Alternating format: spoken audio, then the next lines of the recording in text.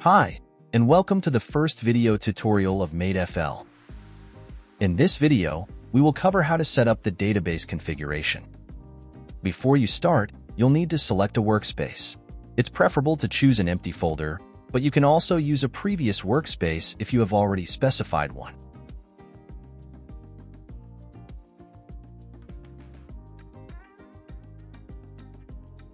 When you first open MEDfl, you'll see a pop-up containing instructions on how to create a configuration file. This file will be used to connect to the MySQL database on your local machine. To get started, create a file named config.ini in your workspace and add your connection information, including the username and password. Once your configuration file is ready, click on the DB config file button and select the file you just created.